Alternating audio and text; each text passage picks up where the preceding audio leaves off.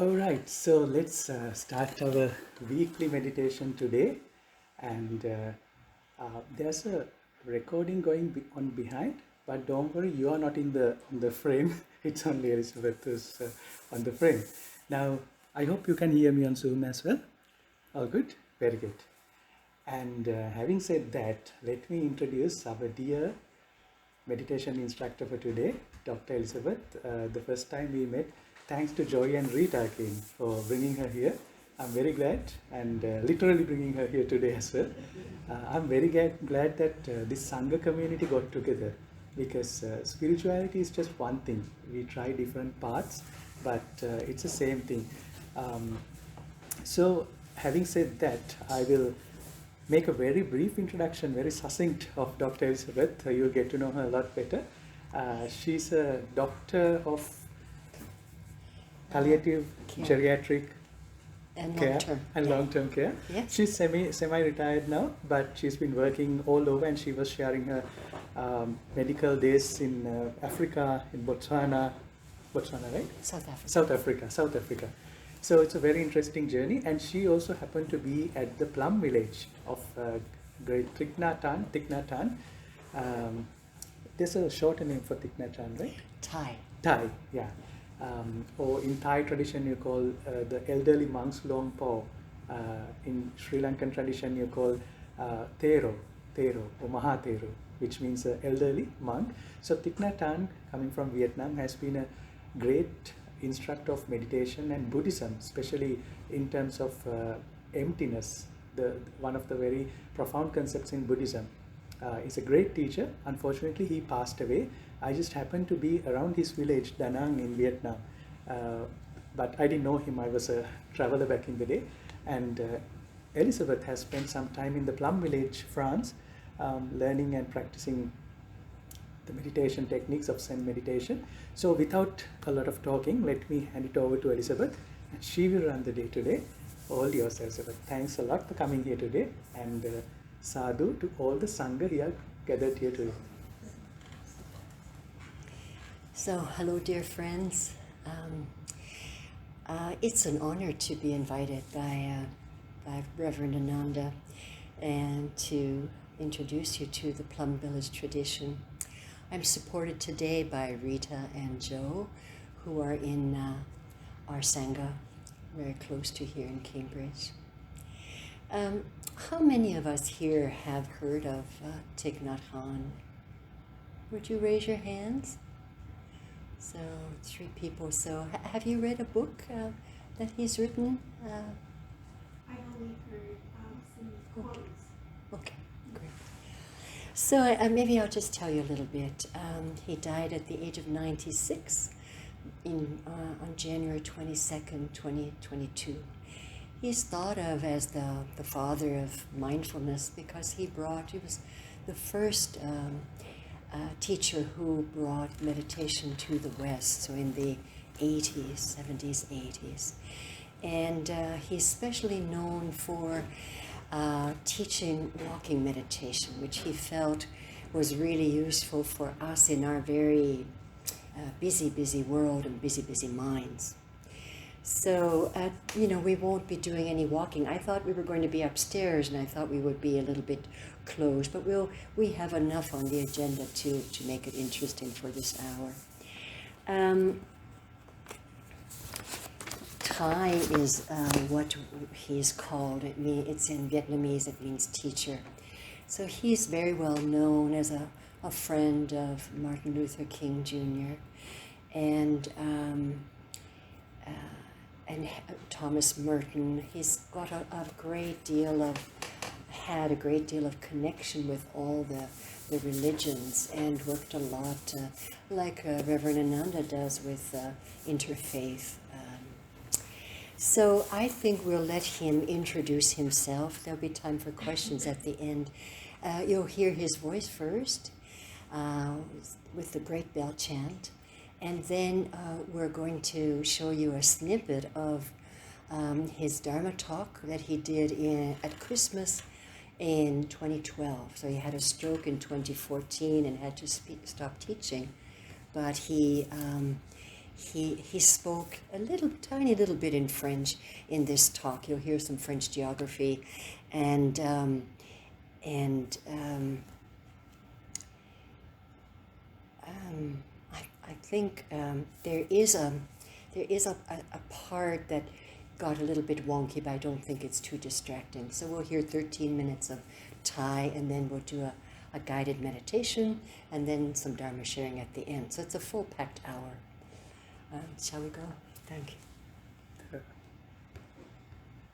Do you want to lower the lights a little bit? Yes. That's what you're doing, okay.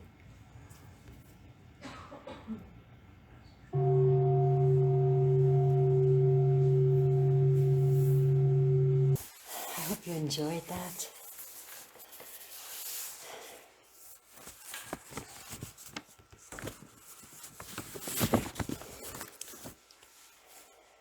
Some light.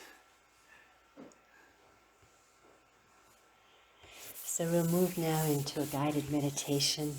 This is a chance for us to practice breathing, enjoying mindfulness and concentration, and touching the Buddha within us and around us. Not all meditations are like the one we're going to do. There are some that are flowing and like the ones that you see in other traditions. But this one is a kind of a classic, spacious and airy meditation. So it's, I will invite the bell. And this is called waking up the bell, just that half note. And that's to kind of ask you to bring your attention back to yourself. And then I will offer 2 guiding sentences, one for the in-breath and one for the out-breath. And because a sentence can be quite wordy, it'll be followed by a key word for the in-breath and a key word for the out-breath. So if you want to practice concentration, for example, you would, when you breathe in, you'd say the first key word. When you breathe out, you'd focus on the second key word for each cycle of breathing.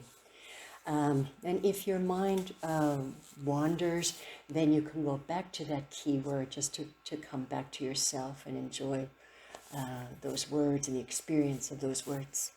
Is that pretty clear? Okay, so...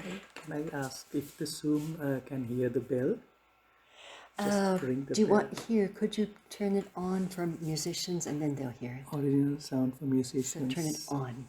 Click that. All right. Okay. Now let's see. Can you hear this? Good. Okay. Thank you.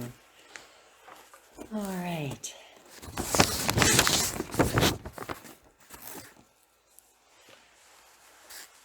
Don't know how to make it. I think this way would be the best.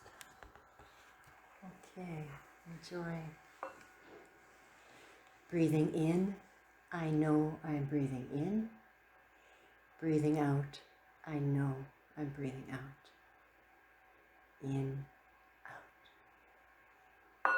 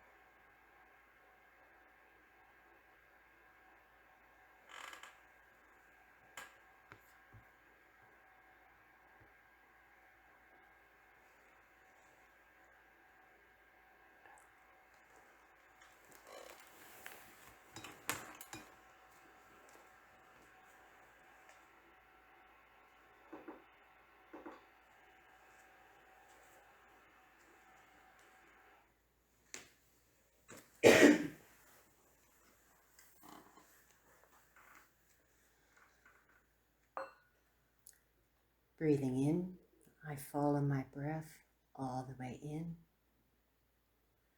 Breathing out, I follow my breath all the way out.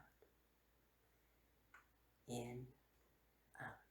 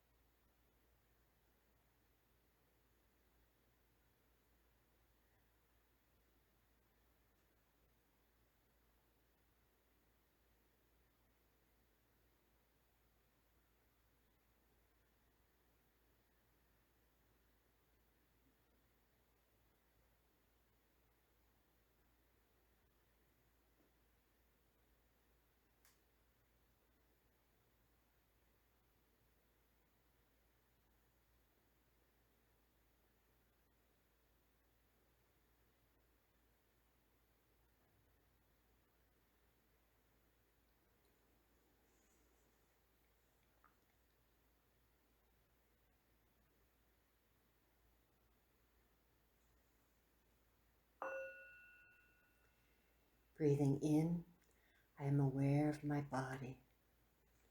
Breathing out, I allow my body to relax. Aware of body, relax body.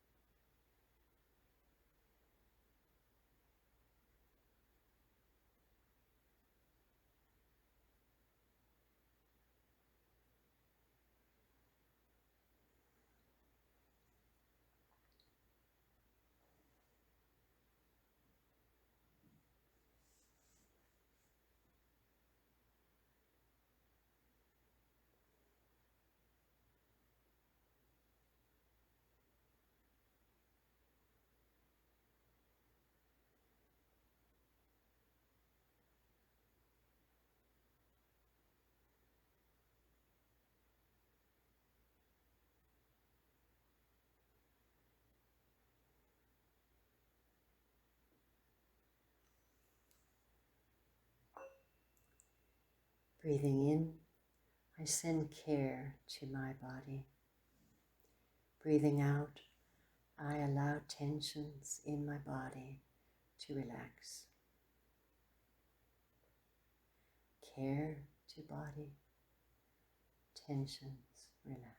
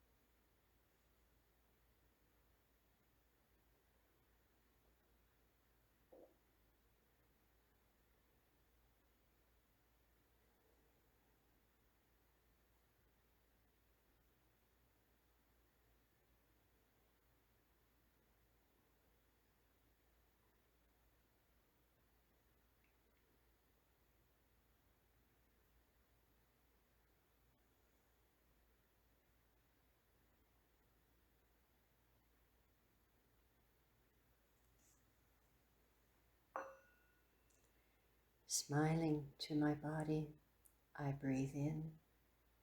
Easing my body, I breathe out. Smiling to body, easing body.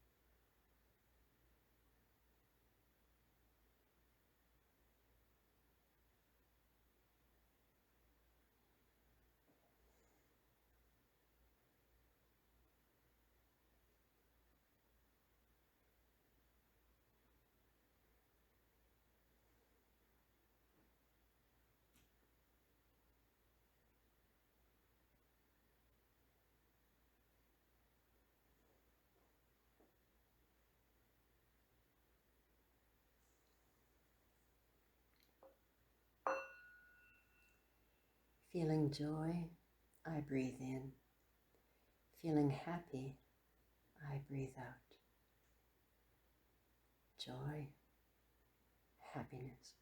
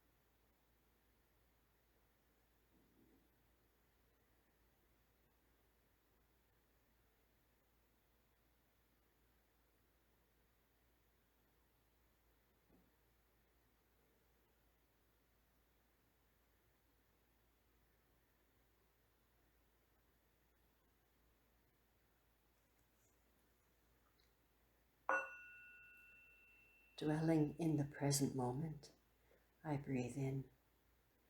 Enjoying the present moment, I breathe out. Being present, enjoying.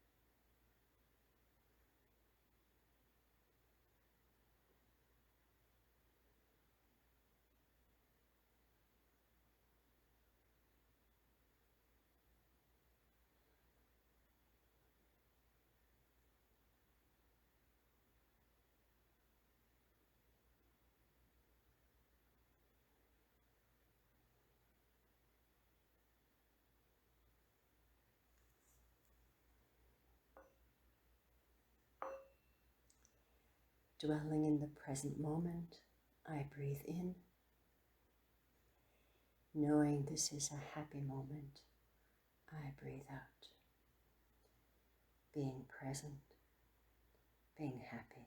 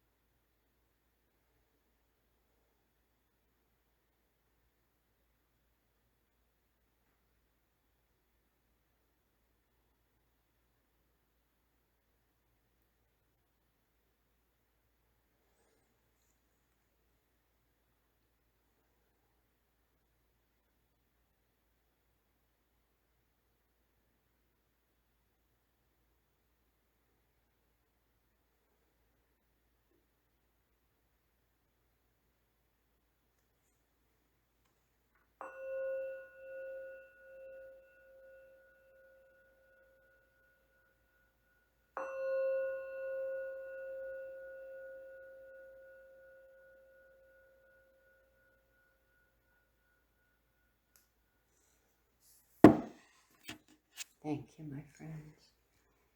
That's the end of our short time for meditation. If you'd like to stretch and make yourselves comfortable. Sometimes our minds let us go in those, following those suggestions, and sometimes the residue of the day and the issues we have to deal with takes our minds elsewhere. Either way, it's okay. Just told you what the state of your mind was at the present moment. One of the monks talked about how there's a mantra that Thai suggests to practice, and it's, "This is a wonderful moment." And he would say, "No, I have so many not wonderful moments. How can he say that?" But the idea that whatever our problems are, whatever our schedule is, we can still be present and feel that the joy of being alive. And it's one of the big resounding messages of Thai. So we have 8 minutes, right? We can go to 8. So our last practice that we do in all the sanghas, these are guidelines, there are about 1,200 sanghas in the world, about 200,000 people who've taken the precepts. And you know, if you look at any of the videos from Plum Village, there are quite a lot of people who check in on these videos. And there are 3,000 of us with the brown shirts. That sounds funny, doesn't it? With the what would you call this? A little Robes. A robe. Thank you. A robe. So not quite one per sangha, or more than one per sangha. So they must be together in some sanghas. This is a time where we can do what we call Dharma sharing. We can share our experience of this past hour. Typically, we bow in to let people know that we're going to speak, and then we speak for as long as we like, and then we bow out. Sometimes we have to suggest 2 minutes, depending on how much time there is, or 3 minutes or 5 minutes. And we don't really have to plan what we have to say. We were just in our unconscious mind. Things came up, and we can speak from that place and be surprised ourselves by what comes up. If we streamline it and practice it, it's like ordinary speech. And here what we want to do is speak from the heart, speak from our experience, whatever that was. And the more, the smaller that a sangha is, the more that things like that can be said. We know that we hold that in confidence. So a Sangha is a very safe place. We speak to the center of the room. Of course, when we're online, we speak into the screen rather than addressing anyone. And we don't answer our questions if we have any. We just let it sit and let it be heard in with the heart. We speak from the heart and we hear from the heart. So I thought maybe we could do some Dharma sharing. If you'd want to bow in, say what you experienced from the chant, from Thai's talk, from the meditation, and then when you're done, bow out. Do you want to give that a try?